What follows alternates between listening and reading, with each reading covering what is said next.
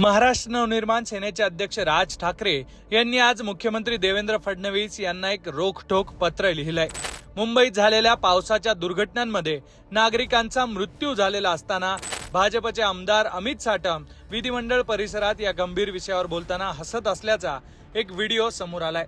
यावरून तीव्र संताप व्यक्त करत राज ठाकरेंनी सत्ताधाऱ्यांच्या असंवेदनशीलतेवर कडक शब्दात प्रहार केलेला आहे। तसंच केंद्रातील भाजप नेत्यांवर सुद्धा राज ठाकरेंनी निशाणा साधलाय।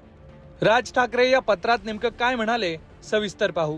भारतीय जनता पक्षाच्या केंद्रातील लोकांना सत्तेचा माज आलाय हे पूर्व पश्चिम उत्तर दक्षिण भारतातील लोक सर्रास बोलतायत। केंद्रातील लोक वाटेल तसं वागतायत याचा राग लोकांच्या मनात होता आणि आहेच, पण हा संसर्ग आता आपल्या राज्यापर्यंत पसरलाय आणि तुम्ही तो पसरू देताय। देशातील इतर राज्यातील राजकारण आणि महाराष्ट्रातील राजकारण यात जमीन आसमानचा फरक होता। महाराष्ट्राच्या राजकीय नेत्यांच्या विचारांचं आणि उमदेपणाचं एक कौतुक आणि कुतूहल साऱ्या देशात होतं, पण गेल्या काही वर्षात आपण आपली बरोबरी उत्तरेकडील काही मागास विचारांच्या राज्यांबरोबर करायला लागलोय हे आता स्पष्टपणे जाणवतंय। तुमचा एक आमदार आणि पदाधिकारी लोकांच्या मृत्यूवर फिदी हसतो आणि त्यावर कारवाईचा एक आसूडही ओढला जात नाहीये। एक फार प्रसिद्ध वाक्य आहे जे तुम्ही पण कधी ऐकलं असेल, power tends to corrupt and absolute power corrupts absolutely. पण या वाक्याचा अर्थ उद्या समजून सांगायची वेळ आली तर सध्याचे भारतीय जनता पक्षाचे तुमचे काही सहकारी हे आदर्श उदाहरण ठरतील अशी परिस्थिती आहे। कुणालाही कशाचा खेद नाहीये, खंत नाहीये अशी परिस्थिती आहे आणि या सगळ्यात तुम्ही एकही अवाक्षर बोलत नाही, यामुळे सगळे बेफाम झालेत।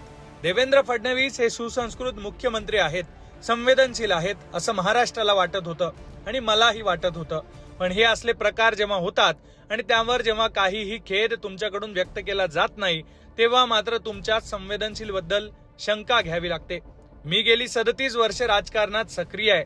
या काळात महाराष्ट्रात एखाद्या नेत्याकडून प्रमाद घडला, चूक झाली तर तो स्वपक्षाचा आहे म्हणून त्याच्या चुकांवर त्यावेळच्या राज्यातील नेत्यांनी कधी पांघरून घातलं असं झालं नाही। बाळासाहेब असोत, पवार साहेब असोत की प्रमोदजी असोत किंवा कोणीही असो, म्हणून महाराष्ट्राचं राजकारण वेगळं आहे अशी देशभर प्रतिमा होती। आज तुम्ही हा आपला आहे ना, मग त्यांनी काहीही केलं तरी घाल त्याला पाठीशी सुरू केलंय।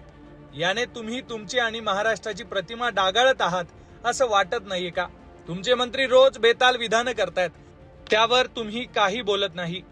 बोलला असतात तर परत त्यांची ती चूक करायची हिंमत झाली नसती, पण ते असेच वागत आहेत यावरून समजतंय की तुम्ही त्यांना काहीच समज देत नाहीयेत।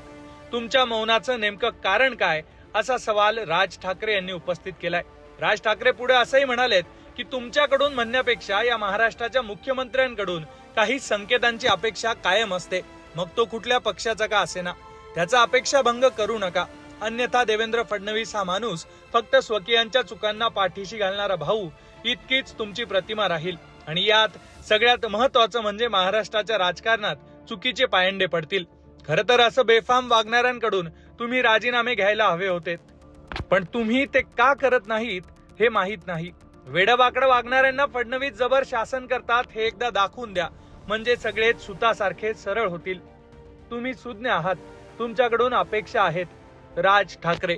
एकूणच राज ठाकरे यांनी अशा शब्दात आपली नाराजी आणि संताप व्यक्त केलाय। बेजबाबदारपणे वागणाऱ्या अशा नेत्यांचे तात्काळ राजीनामे घ्यावेत आणि त्यांना शासन करावं अशी अपेक्षा राज ठाकरे यांनी व्यक्त केली आहे। राज्यात पावसाळी अधिवेशन सुरू असताना राज ठाकरेंनी पत्राच्या माध्यमातून सरकारवर हा निशाणा साधलेला आहे। त्यामुळे आता राज ठाकरे यांच्या एकूणच सगळ्या पत्रावर आणि त्यांच्या भूमिकेवर मुख्यमंत्री देवेंद्र फडणवीस काय भूमिका घेतात, काय उत्तर देतात यावर सगळ्यांचं लक्ष लागून आहे। राज ठाकरे यांच्या या पत्राबद्दल तुम्हाला नेमकं काय वाटतंय ते कमेंट बॉक्समध्ये नक्की लिहा आणि अशाच घडामोडी जाणून घेण्यासाठी लोकमत पाहत रहा।